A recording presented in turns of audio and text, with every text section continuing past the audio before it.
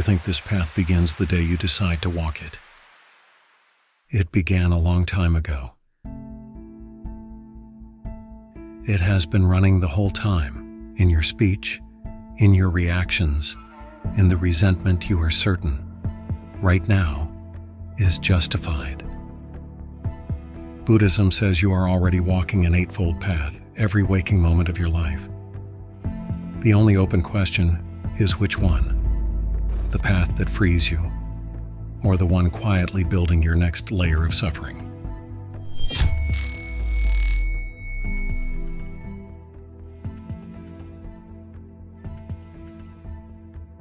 And the whole misunderstanding starts with a diagram. 8 spokes on a wheel, 8 tidy lines, right view, right intention, right speech, and on down. That land, if you're honest, like a report card. 8 things to get right. 8 ways you're already falling short, before this video even started. That feeling comes from one word repeated 8 times, sammā. The standard English translations render it right. And in English, right shrinks to something very small. Right answer, wrong answer, pass, fail, the red pen in the margin. Sammā does mean right, but not that thin. It means right the way a sail is rightly set to the wind. Right the way a body finds its balance on a bicycle as it starts to move. Aligned, whole, in harmony with itself. Right is not wrong, it is only too small. So these were never 8 rules to obey. Think of them as 8 faces of a single mind, one that has stopped being at war with itself. And learning to read them correctly is how a person takes back a life that something else has quietly been steering. I'm Peter, and if this is the first Buddhist teaching you have ever sat with, good. You are in exactly the right place. This is the floor the whole tradition stands on, and I'll build every word from the ground up. No prior study required. Something strange has happened along the way, though. We've handed you pieces of this map for years without ever laying down the whole thing. Right view sits inside our video on no self. Right mindfulness lives in the ones on meditation. Right intention runs quietly under everything we've said about karma. You've been collecting fragments without seeing the shape they make. Today we lay the whole map down, the capstone of the foundation. The 4 Noble Truths named the problem. Dependent origination mapped how it runs. The 5 aggregates took apart the one it happens to. This is the way out. And the first thing to understand is the part almost nobody says out loud. You are already on this path. Right now, you simply can't feel which direction it runs.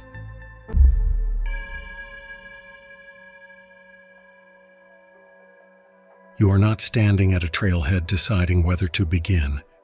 You are already mid-stride. 2 versions of this path run through every ordinary moment of your life. One builds your suffering step by step. The other takes it apart. This second, as you listen, you are walking one of them. And you did not consciously choose which. The Buddha did not only describe the good path. In a discourse known as the Great 40, the Buddha laid out its exact mirror image, the wrong Eightfold Path. Wrong view, wrong intention, wrong speech, wrong action, wrong livelihood, wrong effort, wrong mindfulness, wrong concentration. 8 shadows standing behind the 8 you know, and most people walk them for a lifetime without noticing they are moving. Let me make one of those shadows real for you, not as an idea, as something in your own chest. Bring to mind the last resentment you were completely certain was justified. The argument where you knew, past all doubt, with your whole body, that you were right. Remember the texture of that certainty, the feeling of standing on solid ground while the other person flailed on air. That certainty is exactly what wrong view feels like from the inside. It never arrives wearing a label. It never announces itself as the wrong path. It arrives feeling like plain truth. And notice, you did not decide to see it that way. The seeing came first, on its own, and your words and your tone followed it out the door. Something chose, and you carried out the choice, and then you signed your name to it. Pilots have a name for this danger. Fly into thick cloud with no horizon, and after a minute or two, the inner ear begins to lie. It will tell you calmly, with total confidence, that your wings are level. Meanwhile, the aircraft is rolling into a slow descending spiral toward the ground. They call it the graveyard spiral. It has killed experienced pilots, not through panic, through certainty. Every instinct in the body insisted the instruments were the ones lying, and down they went, in a curve so smooth they would have sworn they were flying straight. Wrong view is the graveyard spiral of the mind. Being lost feels identical to being level. None of this is about blame. That is the part to hold on to. A pattern you cannot see runs you. A pattern you can finally see is a pattern you can finally change. The point was never that you are guilty. The point is that you are trainable. So this is where we actually begin. You get very little say over whether you walk an Eightfold Path. An unawakened mind is walking one of them without knowing it. You only get a say in which. And most people never learn there's a switch because the wrong road does not feel like a road at all. It feels like the ground under your feet. Hold on to those 8 shadows. You have just met every factor of the path, wearing its worst face. Later, we watch each one turn. But someone had to walk both roads to the end before he could tell them apart. And he did exactly that. Then stood up to describe it, in a deer park, in front of 5 people certain he had failed.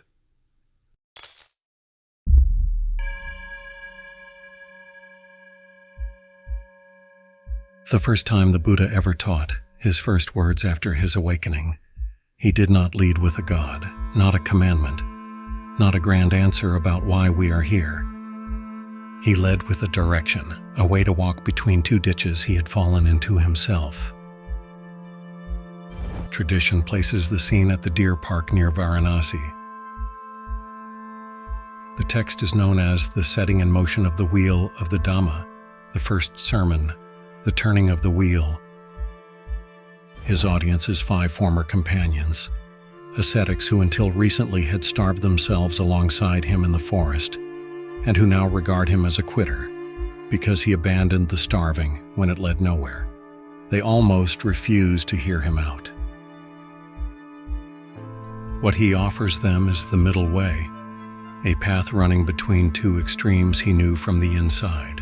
On one side, drowning in pleasure, the palace life he was born into and walked away from. On the other, punishing the body toward enlightenment, the years of self-mortification that nearly killed him and taught him nothing. 2 dead ends, each surveyed on foot, all the way to the bottom. The middle way, he tells them, gives rise to vision, gives rise to knowledge, and leads to peace, and in the end to nibbana, the going out of the fire. And that same sermon laid out 4 truths: that there is suffering, that it has an origin, that it can end, and that there is a path to its ending. That 4th truth, the way out, was this: the Noble Eightfold Path is the 4th noble truth, the cure written at the foot of the diagnosis. If you have watched our video on the 4 noble truths, this is the door that one opened onto. Now notice what he did not do. He did not come down a mountain carrying tablets of law. He described a road he had walked and invited 5 skeptical men to walk it and see for themselves. That difference seems small in the moment. It grows enormous by the end of this video, because everything downstream inherits it. Every school of Buddhism that would ever exist, every lineage, all of it flowing from one choice made here. A practice tested in experience, step by step, rather than accepted because someone told you to. At the root of this first sermon, Buddhism begins with a road handed over for the walking. A road then, but made of what? Because the 8 everyone recites were never really 8.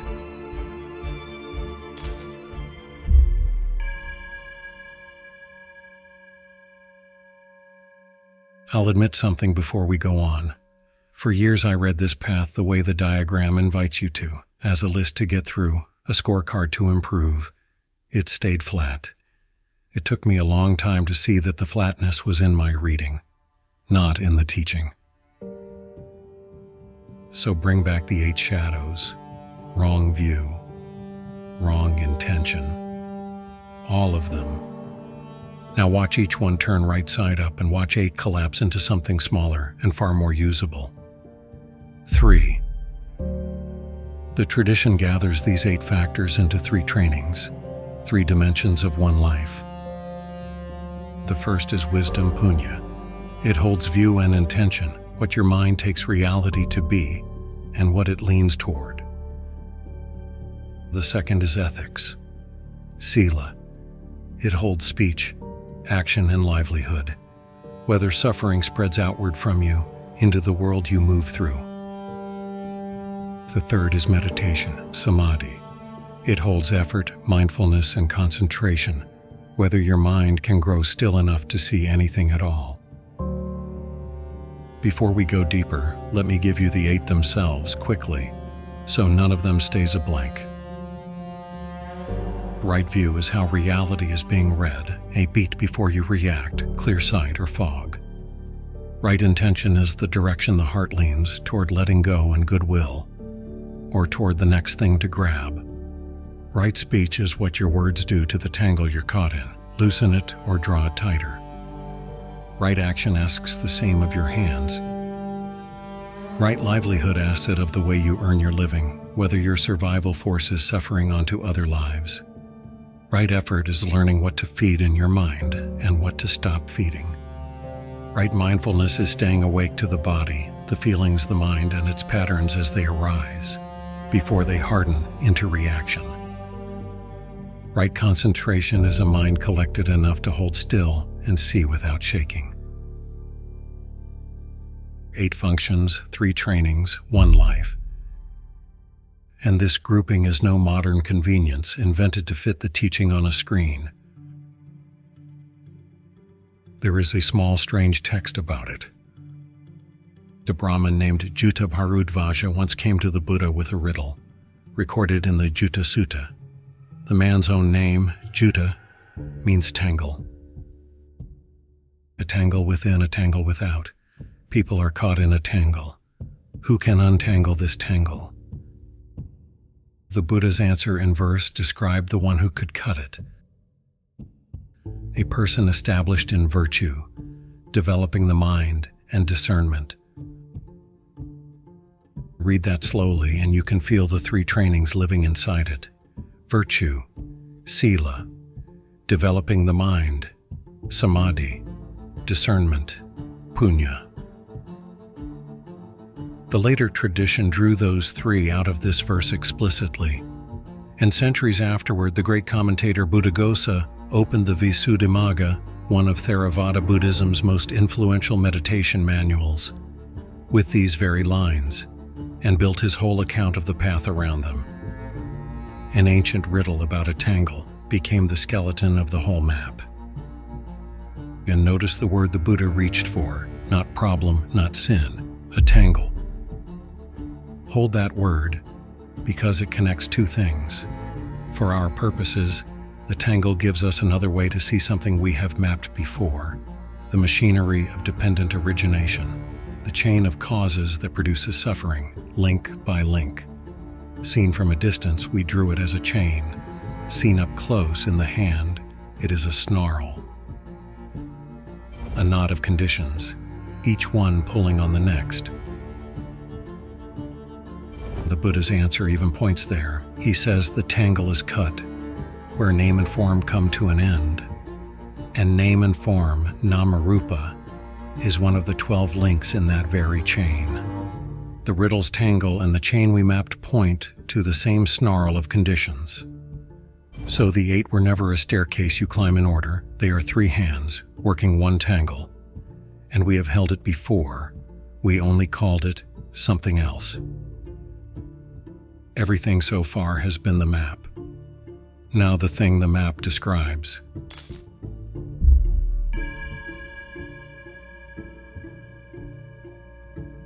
In our video on dependent origination, we mapped this from the inside.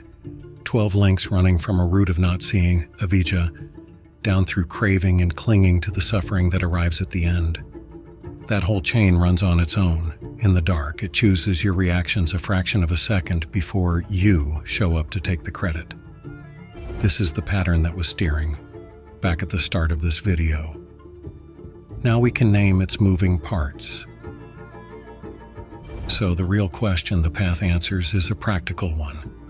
Where do you get your hands into a snarl that is already moving? There is a place, and it is open right now, in the half second between you hearing these words and reacting to them. One piece of honesty first. The suttas do not hand you a wiring diagram that says this factor cuts that link. What I'm about to draw, I am drawing my own way of seeing it, because it is the clearest way I know to show how the training actually bites. Take it as a lens I'm offering, not a quotation. Watch the 3 hands work. Wisdom, punya, cuts nearest the root, the not seeing that starts the whole chain running. This is the firm one, the part with real textual weight. The Buddha said right view runs ahead of the path. When the not seeing fades, every link downstream loses its grip. Pull that first thread, and the tangle has no beginning left to grow from. Meditation, samadhi, works the tightest knot, the place where a feeling turns into a craving. The Pali names the 2 halves. Vedana, the raw feeling tone. Tanha, the thirst that pounces on it. Our dependent origination video pointed to that exact seam as the place the chain begins to crack. Mindfulness is the wedge that goes into it. Ethics, sila, does the quiet work, easy to underrate. It stops your own hands cinching things tighter. Every reactive word, every impulsive act, pulls the whole thing harder. Ethical conduct, at its plainest, is the discipline of not making it worse while the other 2 hands work. Let me make that tightest knot real for you because you already know it. You have smelled food you were not even hungry for and felt the wanting arrive anyway, out of nowhere, a half second later. You have heard a certain tone in a voice and felt yourself decide to be offended before you had finished hearing the words. That sliver between the feeling and the grab is where the whole path lives. Mindfulness is nothing more exotic than staying inside that half second 1 beat longer than usual, long enough to watch the wanting form before it hardens into a decision. This is why you can understand yourself completely after the damage is done and still repeat the same reaction tomorrow. The understanding showed up too late. It arrived after the grab. The path trains attention to arrive earlier, while the wanting is still forming before it becomes a word or an act.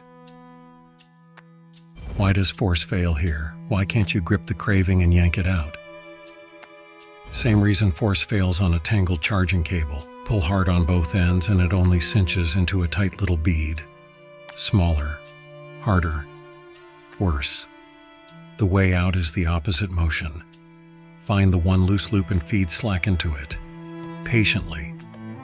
Every tangle behaves this way in the hand and in the mind alike. Force tightens it, patience opens it. And there, in one image, are two of the three hands, sila and samadhi together. Stop pulling. Work the loop. You do not have to fight all 12 links at once. That is the relief hidden inside this. Loosen the root, hold that one gap open, and the whole thing begins to slacken on its own. Dependent origination, run in reverse. As the not seeing fades, the formations fade, and on down the line. It does not get torn apart. It runs out of fuel, the way a fire dies when you stop feeding it.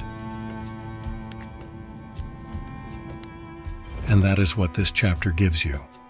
Sight, the pattern that has been steering you for the first time, made visible, not a fate and not a mystery, a snarl of conditions with three places a human hand can reach it.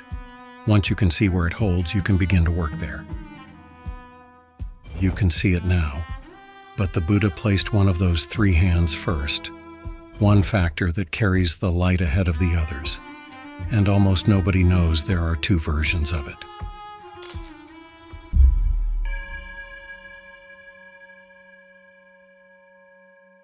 In that same discourse, the Buddha puts one factor ahead of all the rest.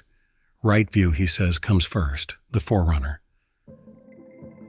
Think of a torch carried into a dark room, the light that reaches the floor a moment before your feet do.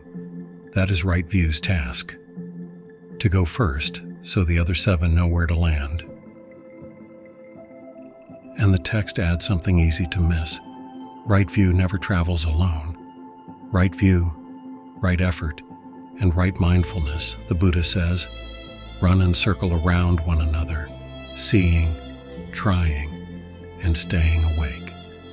Turning together like three strands of one rope, he repeats that circling around factor after factor: view, intention, speech, action, livelihood, showing that the path does not move as a straight staircase. It turns around itself. But hidden in the same talk is a distinction almost no one teaches. There are two right views, and nearly everyone meets only the first. The first is belief. Believing correctly that your actions carry consequences, that how you live matters, that the tangle is real, and there is a way out of it. Necessary, true, and still standing inside the sense of me and mine. Someone holding the belief, nodding along, convinced. The second is a different creature. The Great 40 calls it the Noble Taintless View, and Bhikkhu Bodhi renders it as wisdom itself, the faculty of wisdom, the power of wisdom, not a thing you hold in your head, a way you see with. So right view was never really about believing the correct things. That is only the first layer. The deeper layer is sight. And this is where handing someone a training instead of a rule book pays off completely. The teaching refuses to let even its own first step harden into dogma. Belief gets you facing the right direction. What arrives later is different in kind, and it stops being an idea you hold and becomes the ground under your feet. The same ground the wrong road was only ever pretending to be. You do this every day in one small act. Reading. Before you were literate, letters were shapes. You decoded them, one effortful piece at a time. After, you cannot look at a word in your own language and not read it. The meaning arrives before you agree to it, and it never reverses. The noble view is literacy of reality. The first kind is decoding, sounding out the teaching, taking it partly on trust. The second is fluency. Once you have seen the tangle directly, actually seen it, you cannot go back to not seeing it. You stop decoding the world. You read it. And here, the pattern from the start of this video comes apart in your hands. As long as right view is only belief, there is still someone in the seat. A you who holds the view, tries hard, believes correctly. The driver has a name. But when belief becomes sight, the seeing does not belong to anyone. It happens the way reading happens, on its own, complete, with no one required behind it to make it occur. You are doing the first version right now, taking the map partly on trust because you have not yet seen the whole tangle for yourself. That is exactly where everyone begins. So here is the strangest fact about this entire path. The wrong path and the right path can look completely identical from the outside. The same careful speech, the same honest work, the same calm face. The difference is invisible. It is whether the life flows out of seeing or is performed to pass an exam, whether there is a torch out in front or a checklist held tight. And when that torch finally comes fully on, when belief has deepened all the way into sight, it lights up the one thing no one expects. There is no hand holding it.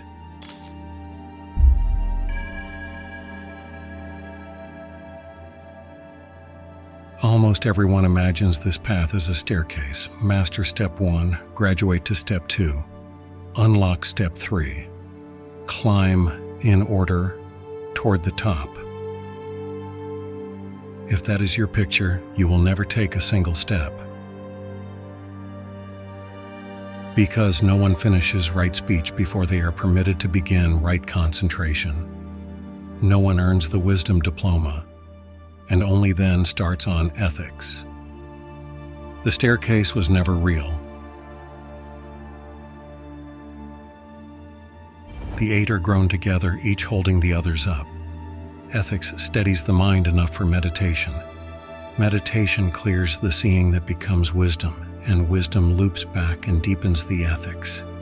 Because once you begin to see the tangle, you stop wanting to pull it tighter, around and around. A spiral, widening. The word we opened with, finally made real. Sammā, whole. One life, seen from 3 sides at once. You already know how this kind of learning works, learning to drive.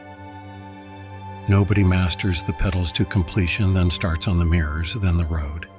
You do all of it at once, badly, stalling at the lights, checking the mirror a beat too late, everything firing at the same clumsy time.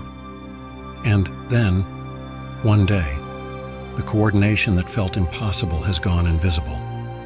Not through finishing the parts in order, through driving through the clumsiness until it became skill. The path is the same, all 8 at once, imperfectly from the first day. Waiting until you are good enough to begin is the surest way, never to begin at all.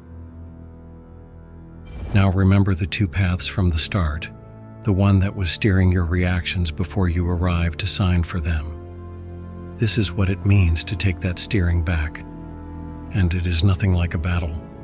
No willpower, no force. We have seen what force does to a tangle. It cinches it tighter. What happens is quieter. The hidden path only ever ran on one thing, on not being seen. It works in the dark, the way the graveyard spiral works in cloud. So you do not defeat it. You bring the light, and a pattern built entirely out of not seeing has nowhere left to stand. It fades. It runs out of fuel. That is the deepest reason this could never have been a set of commandments. A law is aimed at a self, from outside, telling it what to do. This works from the inside, easing open the very knot the law was written to police. The Buddha called it Magga, the path. Yet of one fully awake, he also spoke of a task already done, with nothing further left to do. So consider what becomes of a path when there is nowhere left to walk. It is the one road that ends by erasing itself. You set out to take back the steering from whatever had been driving your life. And when the path has done its work, you find the driver's seat empty And the strange thing is the relief of it. No one to defend, no one to keep safe. The grip you had been holding your whole life, on a wheel with no one behind it, simply opens. And what follows is not a loss, it is the setting down of a weight you never knew you were carrying, until your arms were finally empty. So the teaching so often shrunk to a report card turns out to be one of Buddhism's most spacious maps. 8 rules, it seemed, a grade to pass. And underneath one small word, a whole life, coming quietly home to itself. Before you go, one thing to carry, not a technique, not a step to master. This week, watch for the half second, the moment a smell becomes a wanting, a tone becomes an offense, a thought becomes a reaction. You will miss it almost every time. That is fine. The path is not winning that half second. It is only beginning to see it. Everything else grows from there. If this changed how you see the path, watch our dependent origination video next. That is where we map this tangle link by link. Then, the 5 aggregates, where we go looking for the one who walks the path and come back empty-handed. Subscribe for the next foundation piece and tell me in the comments, where did you feel the wrong path most clearly? In your speech, your craving, your resentment, or your attention? Until next time, stay curious, stay wise,